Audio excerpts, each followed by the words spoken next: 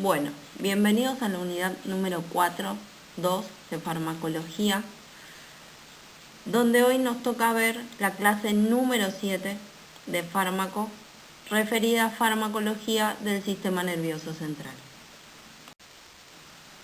En esta clase vamos a ver fármacos ansiolíticos y sedantes, fármacos antidepresivos y fármacos analgésicos opioides. Esta clase es sacada del libro Jesús Flores, los capítulos números 26, 27 y 32 respectivamente. Vamos a arrancar primero hablando de los fármacos ansiolíticos y sedantes. Si vamos a hablar de fármacos ansiolíticos y sedantes, primero tenemos que definir qué es la ansiedad. Tenemos que saber que esta ansiedad sí puede ser una emoción normal o un trastorno psiquiátrico. Esto va a depender de la intensidad de esta ansiedad y de su repercusión sobre la actividad de la persona. En condiciones normales, la ansiedad va a constituir uno de los impulsos vitales que va a motivar a ese individuo a realizar sus funciones y a enfrentarse a situaciones nuevas para poder superarlas. Ahora, se va a convertir en una patología cuando va a interferir con el comportamiento normal de ese individuo. Es decir, que en lugar de favorecer su comportamiento, va a interferir en él y va a alcanzar tal protagonismo que ese individuo va a desplazar toda su atención hacia ese impulso. Es decir, en términos patológicos, la famosa ansiedad puede describirse como la vivencia de un sentimiento de amenaza, de expectación tensa ante el futuro y de una alteración del equilibrio psicosomático en ausencia de un peligro real, o por lo menos de manera desproporcionada en relación con el estímulo que lo desencadena. En ella van a coexistir varios componentes, de manera diversa, en diferentes proporciones, ¿sí? Puede haber un sentimiento penetrante de aprensión, temor o angustia frente a algo que se valora como amenazante. Un estado de irritabilidad que puede llegar a la pérdida de la capacidad de concentración del individuo. Y un conjunto de síntomas somáticos, es decir, que se van a expresar en el cuerpo de manera variable, como sudoración, palpitaciones, opresión precordial, opresión en el pecho, fatiga, necesidad de ir al baño constantemente, ¿sí? Micciones frecuentes, dolores de cabeza, cefaleas, dolores en el cuerpo como mialgias, insomnios, molestias digestivas y un montón de trastornos más. Esta ansiedad se va a insertar como un síntoma principal en una gran variedad de cuadros patológicos psiquiátricos. Los trastornos por ansiedad que no son psiquiátricos, no psicóticos, van a incluir ansiedad generalizada, fobias, pánico, trastornos obsesivos compulsivos y estrés postraumático. También pueden cursar con ansiedad enfermedades de carácter psicótico como son los estados esquizofrénicos, los maniáticos y los depresivos. Van a ser muchos los modelos que desde distintos puntos de vista tratan de explicar la génesis, el origen y el establecimiento de todas estas modificaciones afectivas que definen la ansiedad y la organización de los mecanismos neurofisiológicos responsables de las manifestaciones vegetativas, somáticas y conductuales que causen. Suelen mencionarse 4 tipos de estímulos que son capaces de despertar la ansiedad. El primero son las señales de carácter punitivo, es decir, de carácter de castigo que sienta el individuo. El segundo son aquellas señales que son carentes de imagen gratificante, de imagen de satisfacción para el individuo. El tercero son los estímulos que originan perplejidad, recelo, duda. Y por último tenemos los estímulos que producen miedo de forma innata. A estos estímulos, obviamente, que son de carácter ambiental, ¿sí? De externo hacia el medio interno, del individuo, de la persona, se van a sumar las propias vivencias y sentimientos que esa persona tenga. Bueno, cuando este problema de ansiedad se convierta en una patología, ¿sí?, en un trastorno, vamos a poder hablar de fármacos. Vamos a hablar, en este caso, de fármacos ansiolíticos, que son aquellos que alivian o suprimen el síntoma de la ansiedad, sin producir ni sedación o sueño. Sí podemos decir que estos fármacos van a tener un efecto sedante para poder suprimir esta ansiedad y un efecto hipnótico. Ahora, ¿cómo vamos a clasificar estos fármacos ansiolíticos?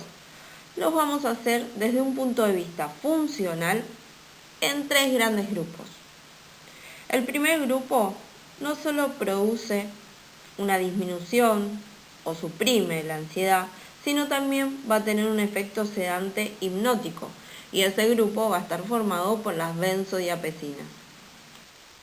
El otro grupo va a estar formado por los agonistas parciales de los receptores 5-HT, es decir, los receptores de la serotonina.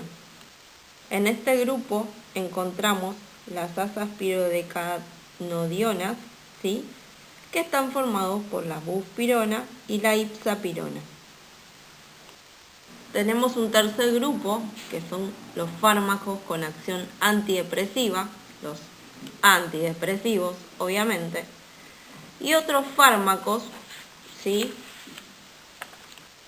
que producen, además, un bloqueo de algún componente vegetativo. Estos fármacos son los antihistamínicos, neurolépticos, antidepresivos y bloqueantes beta-adrenérgicos. Bien, las acciones de estas benzodiazepinas, que eran los fármacos que no solo van a suprimir la ansiedad, sino también que van a tener un efecto hipnótico y sedante, obviamente van a ser sus acciones. Dentro de sus acciones vamos a encontrar una acción ansiolítica, ¿sí? Va a tratar de disminuir esos síntomas objetivos o subjetivos causados por la ansiedad generalizada, los trastornos que causa esta ansiedad generalizada. Va a tener un efecto miorelajante, es decir, que va a relajar al músculo esquelético, pero a nivel del sistema nervioso central. Va a tener una acción anticonvulsivante y antiepiléptica, una acción hipnótica, y entre otras acciones podemos encontrar una hipotensión, una disminución de la presión arterial y una depresión respiratoria. ¿Qué quiere decir esto? Que en dosis equitativas lo que va a hacer es disminuir la frecuencia respiratoria para que el individuo pueda respirar tranquilo, ventilar tranquilo, ¿sí?, inhalar y exhalar aire de manera tranquila.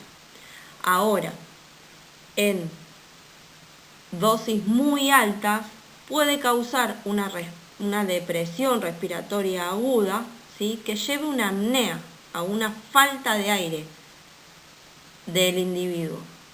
Pero eso ya estaríamos hablando más de una contraindicación o un efecto adverso o una consecuencia cuando las dosis no son correspondientes. Bien, estos mecanismos de acción se van a basar en la fijación de las benzodiazepinas a sitios vinculados a la sinapsis de los neurotransmisores GABA. ¿Se acuerdan que eran inhibidores en el sistema nervioso central? También se basan en la interacción con el complejo molecular GABA, en realidad con los receptores del complejo molecular GABA-A. Hay una modulación por parte de las benzodiazepinas de este complejo GABA-A, lo que provoca un aumento de la respuesta al GABA con apertura de canales de cloro. ¿Qué quiere decir esto? Que la acción molecular, además, ¿sí?, ya está muy comprobado que las benzodiazepinas van a facilitar la transmisión mediada por los GABA mediante una acción sinérgica, es decir, en conjunto, ejercida a nivel postsináptico. Mediante muchos estudios, se comprobó que las benzodiazepinas se fijan de manera específica a sitios que están estrechamente vinculados en relación con la sinapsis de los neurotransmisores GABA y que interactúan con un sitio específico localizado en el complejo molecular de los receptores GABA. Como resultado a esto se da una interacción, una modulación en el complejo que va a permitir una mayor influencia de los neurotransmisores GABA, recordemos que son inhibidores, sobre su sitio específico de interacción, donde actúan, aumentando así la probabilidad de canales de apertura, de canales de cloro en respuesta a esta interacción con los GABA. Hablar de las benzodiazepinas se va a basar en dos hechos fundamentales. Primero, facilitan la transmisión fisiológica de carácter inhibidor, como ya dijimos, mediada por los neurotransmisores GABA. Y segundo, que se fijan en el sistema nervioso central a sitios específicos con afinidad a estos neurotransmisores GABA. Explicando un poquito más esto, un poquito más criollo esto, pensemos lo siguiente. Nosotros sabemos que estamos parados frente a un cuadro de ansiedad, ¿sí? Que cuando esa ansiedad traspasa una línea, se vuelve patológica. Cuando el individuo no puede concentrarse, cuando se asocian ataques de pánico, cuando se asocian fobias, cuando se asocia una tensión generalizada ante ese impulso denominado ansiedad, ya se vuelve patológico, como dijimos antes. Entonces tienen que suministrarse, o pueden suministrarse, diferentes fármacos que van a actuar inhibiendo o suprimiendo esa ansiedad. Dentro de esos fármacos encontramos las benzodiazepinas. Estas benzodiazepinas, no por casualidad, tienen afinidad con los sitios donde concurre, vamos a hablar así, estos neurotransmisores denominados GABA. Es decir, esa molécula que lleva y trae información inhibitoria dentro del sistema nervioso central. O casualidad, las benzodiazepinas deben inhibir el impulso de ansiedad, el trastorno de ansiedad, y lo deben hacer no atacando la ansiedad, sino todo lo que produce alrededor, para que ese fenómeno ansiolítico disminuya o se suprima por completo. Entonces, ya sabemos que las benzodiazepinas y los GABA son amigos. Ambos tienen que inhibir algo, ¿sí? Las benzodiazepinas dijimos que va a inhibir el tono muscular del músculo esquelético, va a disminuir la frecuencia respiratoria para que haya una respiración, una ventilación más tranquila, va a inhibir, suprimir todos los trastornos subjetivos u objetivos que cause la ansiedad generalizada, que sabemos que es sudoración, palpitaciones, taquicardia, bla. Va a disminuir, suprimir lo que es las convulsiones, ¿sí? Va a producir un efecto hipnótico, y todo eso es como una inhibición de diferentes circunstancias, diferentes trastornos objetivos o subjetivos, para disminuir, suprimir la ansiedad. ¿Y de quién se va a hacer amigo entonces? De los neurotransmisores GABA, que actúan como inhibidores del sistema nervioso central. Bien. Ahora, si hablamos de los agonistas de las benzodiazepinas, vamos a decir que estos agonistas se unen al receptor de benzodiazepina y favorece obviamente la acción de GABA. Los antagonistas de las benzodiazepinas no se unen al receptor de las benzodiazepinas y van a bloquear las acciones de los agonistas y antagonistas de las benzodiazepinas. Por ejemplo, el flumazenilo, que se utiliza para revertir los efectos de la anestesia. Y tenemos, por otro lado, los agonistas, pero inversos, que se unen al receptor de las benzodiazepinas e interfieren en la acción del GABA. En cuanto a la farmacocinética de las benzodiazepinas, vamos a decir que se absorben bastante bien a través de vía oral, ¿sí? Aunque algunas lo hacen más rápido que otras. Esto depende de la liposolubilidad que tengan, ¿sí? El equilibrio, el balance entre el plasma y el cerebro se va a alcanzar rápidamente, ya que son la mayoría suficientemente liposolubles y van a poder atravesar muy fácilmente la barrera hematoencefálica, ¿sí?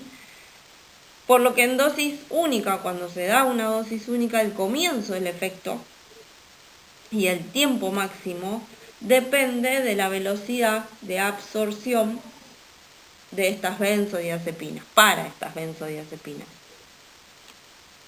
Ahora, por vía intramuscular, la mayoría de las benzodiazepinas, y particularmente el clordiazepóxido y el diazepam, van a tener una absorción lenta, ¿sí?, y errónea, porque se concentran en el tejido adiposo. Las que mejor se absorben vía intramuscular son el lorazepam y el midazolam. Podemos decir que su metabolismo es en el hígado por procesos de oxidación y conjugación. Ya dijimos que atraviesa la barrera hematoencefálica y se transportan libres y unidas a la albúmina, ¿sí?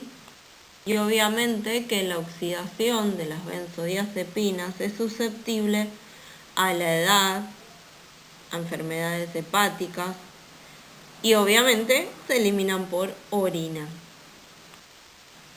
Bien, en cuanto a las interacciones con las benzodiazepinas, tenemos que hablar de depresores del sistema nervioso central, como pueden ser el alcohol, anestésicos, sedantes u opioides, que van a causar una depresión, una euforia, una desinhibición, pueden llegar a causar en conjunto muerte por sobredosis, y vamos a tener como antídoto otro fármaco que es el flumazenil. Ahora, estas reacciones adversas de las benzodiazepinas pueden estar ligadas a los desajustes de las dosis. Cuando estas dosis no son apropiadas, podemos causar sedación, somnolencia, ataxia, disartria, incoordinación motora. Podemos generar un efecto de rebote, es decir, queremos combatir esa ansiedad y generamos más ansiedad. Una conducta agresiva, una amnesia anterógrada, hipotensión y una depresión respiratoria que puede ser bastante perjudicial para la persona. Ahora, se va a producir tolerancia a los efectos sedantes y anticonvulsivantes de las benzodiazepinas cuando se dan dosis muy altas o altas durante un tiempo prolongado. También esta tolerancia es cruzada con la del alcohol y con otros sedantes, pudiendo provocar también dependencia psicológica y física, incluso cuando sean dosis bajas, con un síndrome de abstinencia que se instala lentamente tras la supresión, tras el retiro del fármaco, ¿sí? Es decir, que esa dependencia que puede tener el individuo a nivel psicológico y físico con dosis bajas puede aparecer como un síndrome cuando se le retira o se le suprime el fármaco. La sintomatología del cuadro En muchos casos va a resultar muy difícil para diferenciar si se trata de una recaída del cuadro ansioso original, el que originó todo, o de la reacción por la retirada de dicho fármaco. Obviamente que el cuadro siempre va a ser mucho más intenso cuando hayan sido esas dosis que se utilizaron mayores a la que se debía utilizar y por un tiempo más prolongado dicho tratamiento. Se sabe que aproximadamente el 35% de los pacientes tratados con benzodiazepina durante más de 4 semanas van a desarrollar una dependencia física a ese fármaco. Las benzodiazepinas que presentan mayor potencial de dependencia son las de mayor potencia y menor semivida de eliminación. Cuando uno prescribe dosis bajas y en administraciones intermitentes, obviamente que disminuye de una manera considerable el problema de la tolerancia y dependencia ante ese fármaco. En todo caso, siempre es mejor recomendar no prolongar el tratamiento más allá de 4 semanas para el insomnio y utilizar la dosis mínima eficaz durante el menor tiempo posible en el caso de la ansiedad. Aunque la tolerancia al efecto ansiolítico se desarrolla más lentamente que para el efecto hipnótico, parece que su eficacia ansiolítica va a desaparecer completamente tras 4 meses de tratamiento continuado. Hay estudios clínicos que sugieren que el uso prolongado durante años de benzodiazepinas no solo no controla la situación, sino que incluso puede agravar el estado ansioso original. En cuanto a las aplicaciones terapéuticas de las benzodiazepinas, sabemos que su consumo como ansiolíticos es muy elevado. La identificación de términos como tensión o estrés y su implicación no siempre está justificada en la patogenia o en la expresión de enfermedades orgánicas que han estimulado su empleo a menudo de manera excesiva, ¿sí? La principal ventaja clínica de las benzodiazepinas como ansiolíticos es la rapidez, la inmediatez de la respuesta que tienen estos fármacos. Prácticamente todas las benzodiazepinas presentan la misma eficacia, pero el modo de utilizarlas varía en función de la duración del efecto y de la relación o posibilidad de separación del efecto sedante. Por eso es preciso siempre ajustar el tipo de benzodiazepina y su dosis a la forma clínica y la gravedad del cuadro ansioso que presenta el individuo. En cuanto a su actividad anticonvulsivante, tenemos que decir que el fármaco dentro de las benzodiazepinas más utilizados es el diazepam, probablemente porque, dada su liposolubilidad, alcanza con gran rapidez las altas concentraciones cerebrales requeridas para ese trastorno.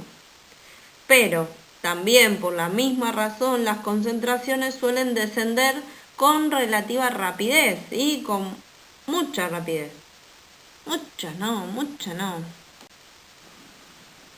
En cuanto a su actividad anticonvulsivante, dentro de las benzodiazepinas, el fármaco más utilizado es el famoso diazepam, probablemente porque, dada su liposolubilidad, alcanza con gran rapidez las altas concentraciones cerebrales requeridas para ese trastorno. Pero también por la misma razón, las concentraciones suelen descender con relativa rapidez, siendo necesario repetir la dosis aún habiendo alcanzado las concentraciones plasmáticas muy por encima de las hipnóticas. Su dosificación, tanto en cantidad como en ritmo de dosis, depende de la gravedad y del tipo de convulsiones que presenta ese individuo. Ahora si hablamos en cuanto a las distonías, espasmos musculares, tenemos que decir que se emplean tanto en las idiopáticas, las que no tienen causa, como las provocadas por fármacos. Hablamos de distonías, diferentes tonos musculares, espasmos, cuando el músculo queda en un tono que es inadecuado, o discinesias, ¿sí?, musculares, donde hablamos de un movimiento anormal de dicho músculo o fibra muscular. En los espasmos musculares, que son, por ejemplo, secundarios a otros traumatismos como esguinces o inflamaciones, solo con dar un analgésico antiinflamatorio y calor local podemos solucionar el cuadro. En la espasticidad que se da de origen neurológico, ¿sí?, donde esa musculatura queda tan rígida, tan tensa, tan espástica que el movimiento no puede llevarse a cabo o se lleva a cabo de una manera que no es armoniosa, la eficacia de las benzodiazepinas es muy limitada. Para tratar los síntomas agudos de abstinencia cuando hablamos de alcoholismo agudo, como la excitación o las convulsiones, el fármaco más usado también dentro de las benzodiazepinas es el diazepam. Cuando hablamos de terapia coayudante, tenemos que tener en cuenta que con frecuencia se considera que el cuadro de ansiedad, de manera manifiesto o no, que no se expresa, es causa de alteraciones físicas, ya sean cardiovasculares, digestivas, endocrinológicas y ginecológicas, y viceversa.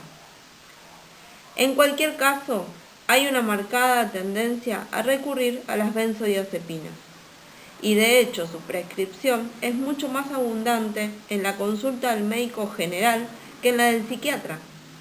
La adicción sistemática de ansiolíticos en el tratamiento de la hipertensión, la úlcera gástrica y la cardiopatía isquémica no está justificada, y mucho menos la asociación del psicofármaco en un mismo preparado con el antiácido, antianginoso o hipertensor. Por eso es muy importante que se tenga en cuenta el trastorno del individuo, la situación psicoemocional y física que está pasando esa persona, para saber qué tipo de benzodiazepina administrar, cuál debe ser su dosis y por cuánto tiempo, para no generar una adicción ni efectos adversos y poder recuperar el cuadro original por el cual está pasando esa persona. Bien, ahora nos vamos a sumergir en el mundo de los fármacos antidepresivos. Vamos a empezar a definir lo que es depresión, ¿sí? La depresión es una enfermedad mental cuya prevalencia se estima que se da entre el 3 y el 5%, y cuya morbilidad a lo largo de la vida puede llegar a ser del 10%. En ella predominan una serie de síntomas como pérdida de interés por las actividades usuales, fatiga, sentimientos de inutilidad, falta de concentración, deseos de muerte, pérdida de apetito o de peso, insomnio, agitación o retraso psicomotor, entre muchos otros síntomas.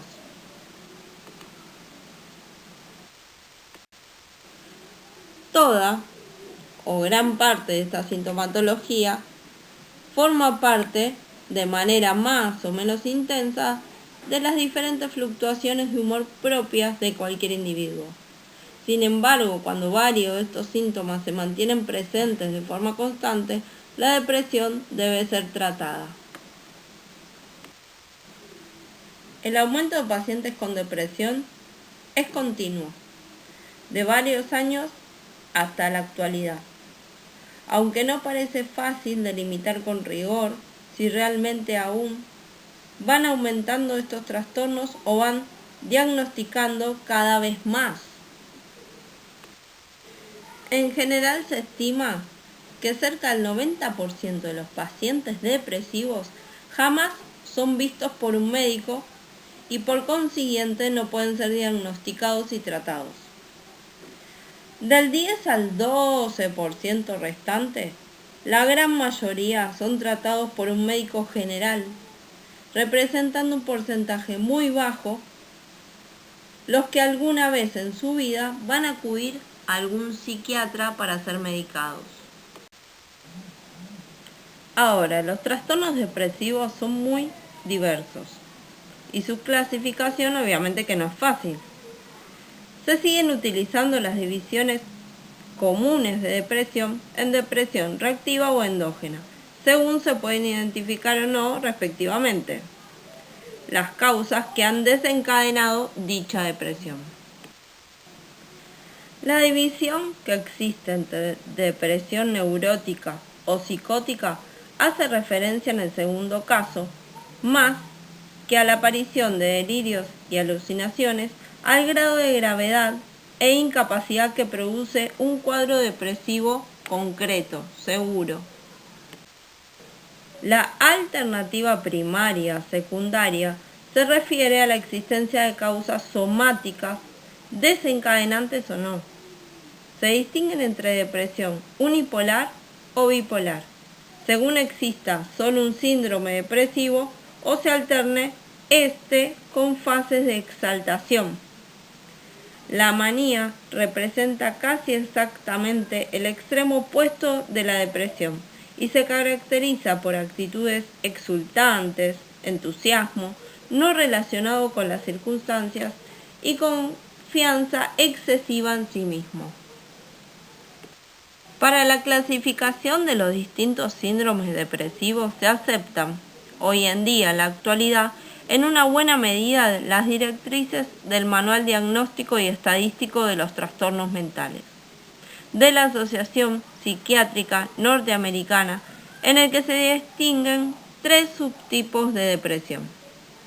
Tenemos entre ellos, el primero, el trastorno depresivo mayor, que puede ser unipolar o bipolar, trastornos ciclotímicos, distímicos y trastornos depresivos atípicos, unipolares o bipolares.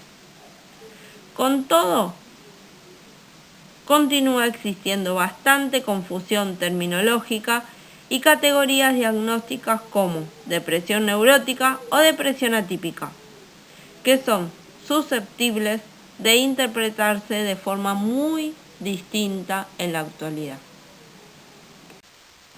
En resumidas cuentas, tenemos que saber que la depresión es un estado en el cual hay pérdida de ánimo, humor, interés, fatiga, falta de concentración e insomnio, que si se prolonga en el tiempo y el individuo no puede autorresolverlo porque lo supera, tiene que recurrir a un tratamiento y debe realizarse un nuevo diagnóstico para poder llegar a una resolución de este problema.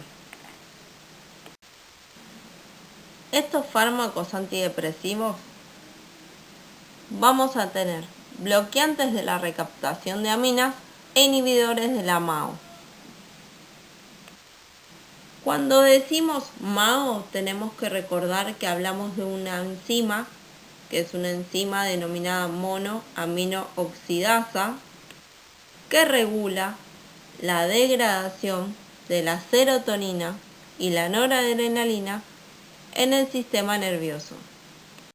Entonces, dentro de los bloqueantes de la recaptación de aminas, vamos a tener antidepresivos cíclicos, inhibidores de la recaptación de 5-HT, hablamos de serotonina, inhibidores de la recaptación de 5-HT y noradrenalina, otra vez serotonina y noradrenalina, e inhibidores selectivos de la recaptación de noradrenalina.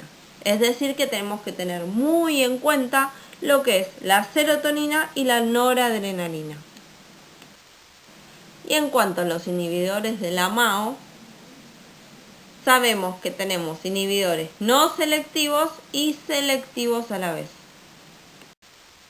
Entonces, vamos a empezar a hablar de los fármacos bloqueantes de la recaptación de aminas. Entre ellos, los primeros que tenemos son los antidepresivos tricíclicos, que bloquean en mayor o menor grado la recaptación de las aminas biógenas, noradrenalina y serotonina. Estos antidepresivos cíclicos inhiben en forma variable la recaptación, obviamente, de noradrenalina y serotonina. Y entre ellos encontramos la amitriptilina y clomipramina. También como inhibidores de la recaptación de serotonina y noradrenalina podemos encontrar a la venlafaxina, duloxetina y a la milnacipram. ¿Pero qué me quedo con esto? Me quedo con que los antidepresivos cíclicos van a inhibir en forma variable la recaptación de noradrenalina y serotonina. Obviamente que como fármacos bloqueantes de la recaptación de aminas, en general noradrenalina y serotonina, también va a haber inhibidores que van a ser específicos para cada uno de ellas. Inhibidores de recaptación de la serotonina tenemos la fluoxetina, paroxetina, cetralina y citalopram.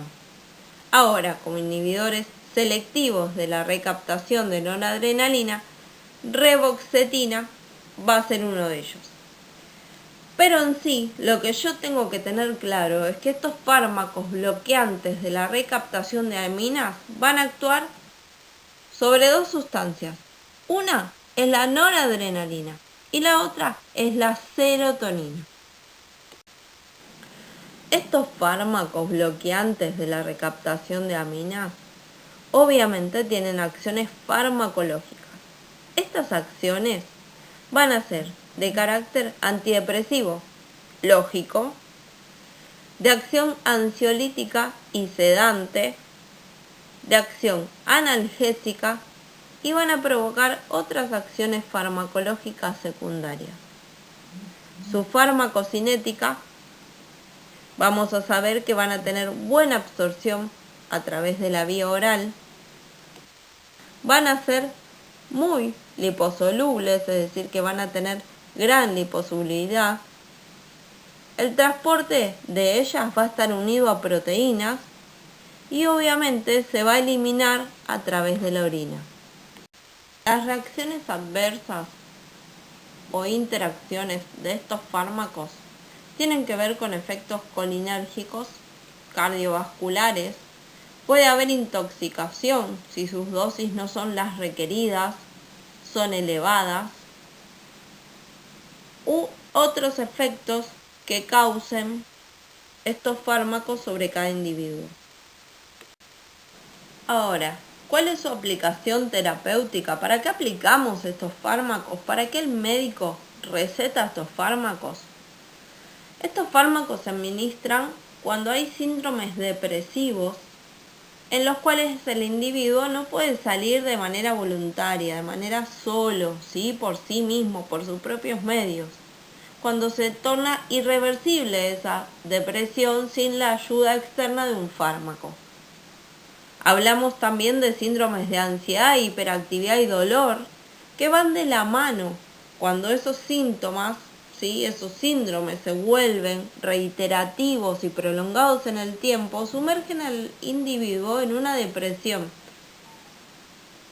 Y también de otras aplicaciones, ¿sí? Que vamos a dejar como en stand-by porque son menos importantes, porque su efecto de estos fármacos, obviamente, antidepresivos que bloquean la recaptación de aminas, tienen que ver con síndromes depresivos sobre todas las cosas, síndromes de ansiedad, hiperactividad y dolor. Dentro de los fármacos inhibidores de la monoaminoxidasa IMAO, ¿sí? Tenemos que saber, más allá de los que figuran en esta diapo, tenemos que saber que hay inhibidores no selectivos e inhibidores selectivos.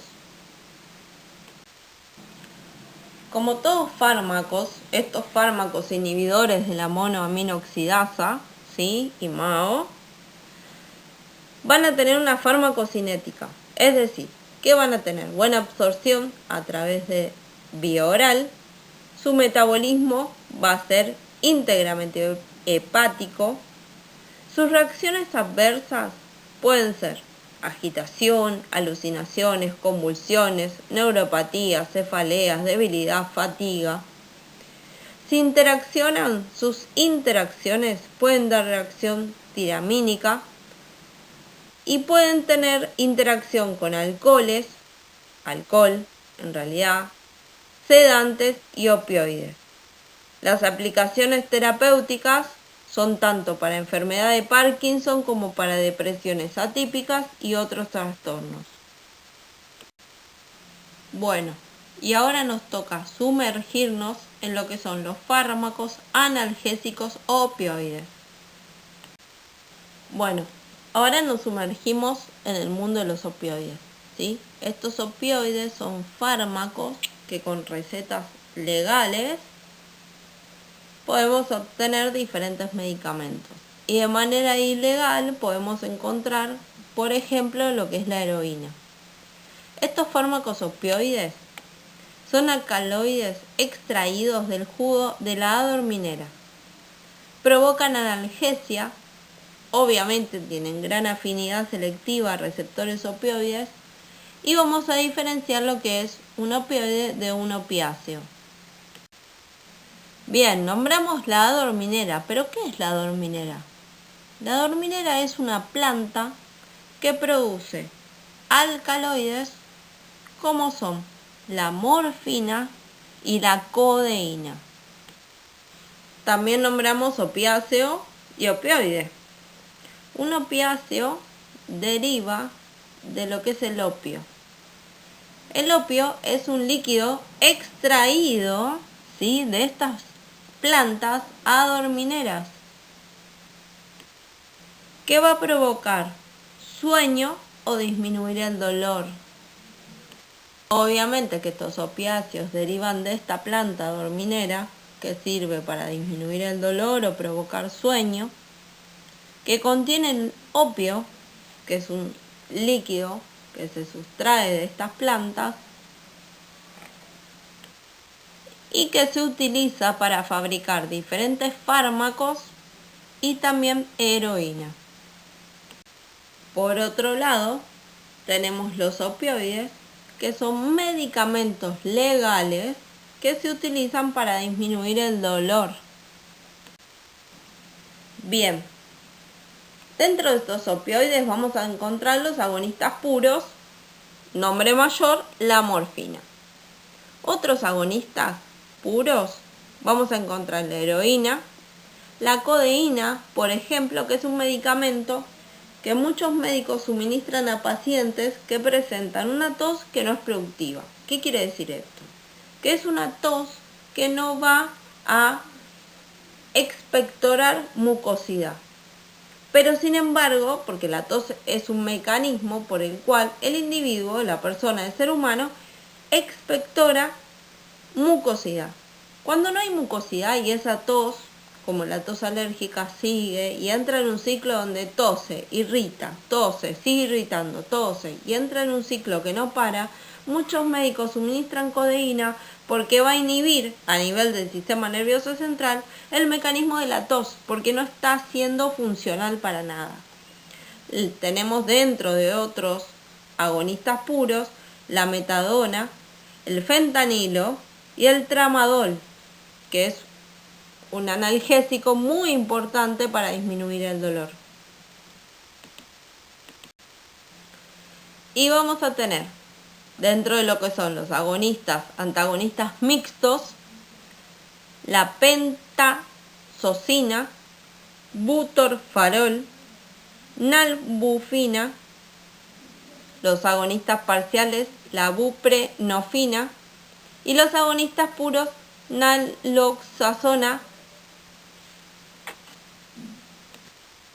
Dentro de lo que son los agonistas mixtos, vamos a encontrar la pentazocina, butofarol, nalbufina. Vamos a tener la buprenorfina dentro de los agonistas parciales, la naloxona y naltrexona dentro de los agonistas puros. Las acciones farmacológicas de la morfina vamos a tener efectos generales, que son la sedación, el bienestar y la disminución de la euforia. Como analgesia, vamos a tener que alivia o suprima dolores intensos, agudos o crónicos. Lo que es, en cuanto a la depresión respiratoria, va a deprimir la respiración a nivel del centro de la respiración del tronco encefálico. Como acciones neuroendocrinas, tenemos a nivel del hipotálamo y de la hipófisis.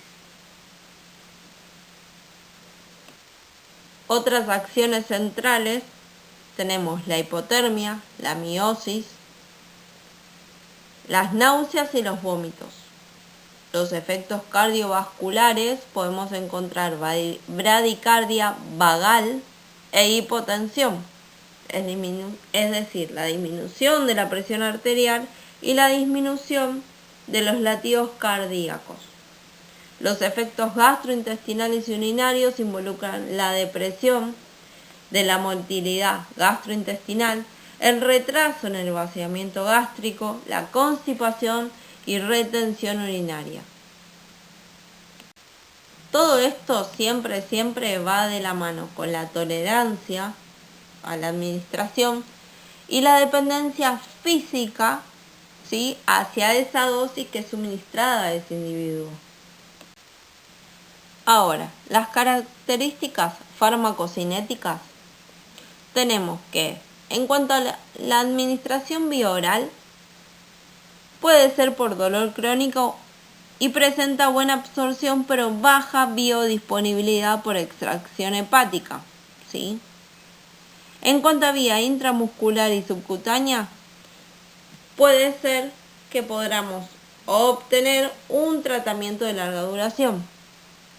Si la vía es intravenosa, obviamente que es mucho más rápida y la infusión es continua. Y si es por vía espinal, permanece 24 horas en el espacio raquídeo.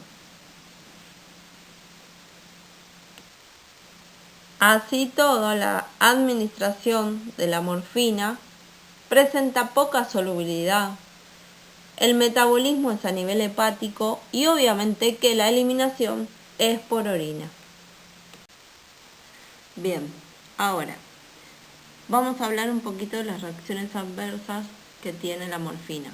Entre ellas podemos encontrar como náuseas y vómitos, somnolencia e irritabilidad, estados de confusión, estreñimiento, retención urinaria, sequedad de boca, depresión respiratoria e hiperalgesia. Pero en cuanto al control de estas reacciones adversas, las benzodiazepinas y antihistamínicos, tenemos que tener un importante cuidado en los signos de rebote o abstinencia de los mismos. Entonces, podemos decir también que estos efectos adversos pueden ser potenciados, ¿sí?, por los IMAO, los neurolépticos, los hipnóticos, las benzodiazepinas y el alcohol, que van a intensificar todos estos efectos adversos de los fármacos opioides en general. Ahora bien, otros agonistas puros de la morfina son la heroína, la codeína, la petidina, metadona, fentanilo y derivados, tramadol y oxicodona. Estos agonistas puros son los opiáceos que, con independencia de su origen y estructura, van a ejercer acciones estrictamente agonistas por actuar de manera preferente sobre su receptor. Su potencia en relación con la morfina va a ser muy variable en razón de la afinidad que tengan con esta. Si bien hay excepciones, la eficacia antiálgica es similar. Las reacciones adversas son también similares a las de la morfina, con algunas excepciones en cada caso que pueden llegar a señalarse en un futuro. Bien, Como antagonistas puros encontramos la naloxona y naltrexona. La naloxona y la naltrexona son derivados morfinóficos, que en la práctica clínica se comportan como antagonistas puros de receptores opioides. Antagonizan tanto la acción de los fármacos opiáceos como la de los péptidos opioides endógenos y exógenos, provocando analgesia, depresión respiratoria, miosis, coma, hipotensión, picor, hipertensión en vías biliares, bradicardia, estreñimiento, retención urinaria y convulsiones. También antagonizan la analgesia provocada por maniobras capaces de elevar la liberación de opioides endógenos y la depresión respiratoria en la que existe componente de hiperfusión opioide. En individuos con dependencia producen síndrome de abstinencia. En cambio, en personas sanas, la naloxona no produce efecto alguno a dosis de hasta 4 miligramos por kilogramo, pero con dosis superiores puede causar alteraciones de conducta con sudoración, bostezos, ansiedad y síntomas subjetivos de ira, depresión, confusión y alteraciones cognitivas. La morfina y la mayoría de los antagonistas mixtos y los agonistas parciales son considerados opiáceos mayores porque llevan a aliviar o suprimir dolores agudos de gran intensidad, como dolores posoperatorios, parto, cuadros abdominales agudos, traumatismo, cólicos renales y biliares, infarto de miocardio y angina inestable. Lo mismo sucede con los dolores crónicos intensos que acompañan tan frecuentemente el crecimiento y la evolución de las neoplasias. Se utiliza muchísimo para lo que es el dolor. También los opioides se emplean mucho en la anestesia, ¿sí? Para provocar un efecto anestésico. También se utilizan para el edema agudo del pulmón. La morfina, a dosis habituales, asociada a otras medicaciones terapéuticas, reduce la precarga y la poscarga, aliviando la congestión pulmonar y cardíaca. Al mismo tiempo, también reduce la sensación muy agobiante de falta de aire. También tienen un efecto en la supresión de la tos. La codeína, por ejemplo, es un aliviante de la tos, un supresor de la tos a nivel del sistema nervioso central. También actúan en la regulación del ritmo respiratorio. En ocasiones conviene deprimir la actividad respiratoria espontánea con el fin de adaptar el ritmo respiratorio a las necesidades del individuo que está respirando. Ayuda a ello la morfina, que al elevar el umbral apneico anula el ritmo a poco que disminuye la presión parcial de dióxido de carbono. En la disnea grave de situaciones terminales es posible aliviar el esfuerzo y la angustia respiratoria con dosis moderadas de morfina. También puede inducir diarrea en el caso de que el paciente necesite llevar a cabo ese proceso. Bueno, hemos llegado al final de esta clase. Estudien y nos vemos en la próxima. Saludos.